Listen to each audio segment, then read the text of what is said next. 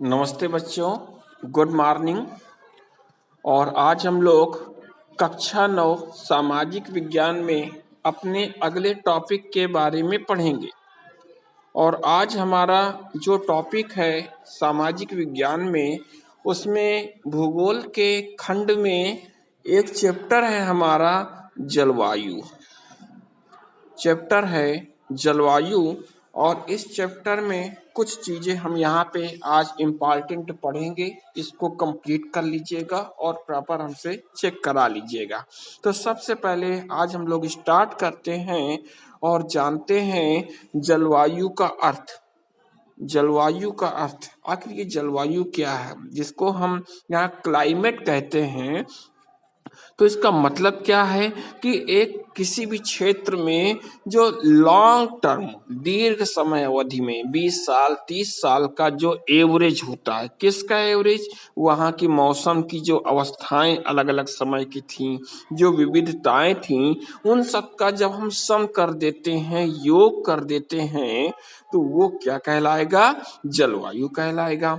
अब ये जो जलवायु है ये वास्तव में मौसम की क्या होती है, एक औसत दशाएं होती हैं ये, और लंबे समय तक लॉन्ग टर्म तक वहां पे ये रहती हैं। इसको हम लोग जलवायु कहते हैं। वहीं पे दूसरा एक शब्द और आ रहा है जिसको हम कहते हैं मौसम। अब ये मौसम क्या है, इसके बारे में भी जानना पड़ेगा हमको कि किसी भी स्थान पे, है ना। अब वहां पे अल्पकालीन शॉर्ट टर्म, अब अल्पकालीन जो वायुमंडल की दशाएं हैं उनको हम मौसम कहते हैं। अब अल्पकाल का मतलब कि यदि हम कुछ घंटे की आवर की बात करें, या एक दिन की बात करें, या एक महीने की बात करें, तो इस तरह क्या होगा, ये कुछ थोड़े समय की बात हम यहाँ पे कर रहे हैं। तो इसमें जब किसी निश्चित स्थान पे हम किसी निश्चित समय की बात करते हैं, निश्चित स्थान की बात करेंगे, और वहाँ जो उसके तत्व हैं, मौसम बदलने में कौन कौन से तत्व लगते हैं, एक तो वहाँ वायु दाब चेंज हो जाता है, वहाँ का तापमान में चेंजिंग आ जाएगी, आर्द्रता ह्यूमिडिटी में चेंजिंग आ जाएगी। इसके अलावा वहाँ वर्षा की सेटिंग है, पवन की दिशा, उसकी स्पीड, ये सभी चीजें जब प्रकट होती हैं और इनके आधार पे वहाँ चेंजिंग होती है, तब हम उसको क्या कहते हैं, मौसम कहते हैं। तो मौसम के तत्व, अब मौसम के कौन कौन से तत्व हो सकते हैं, मौसम के तत्व तापमान टेम्परेचर होता है, इसके अलावा वायुमंडलीय दाब जिसको हम प्रेशर कहते हैं, पवन विंड कहते हैं, और आर्द्रता ह्यूमिडिटी है, साथ में वर्षा रेन है। तो इतने सारे ये 5 तत्व होते हैं। मौसम के कितने तत्व होते हैं, जलवायु के कितने तत्व होते हैं, 5 होते हैं, तापमान, वायुमंडलीय दाब, पवन, आर्द्रता और वर्षा।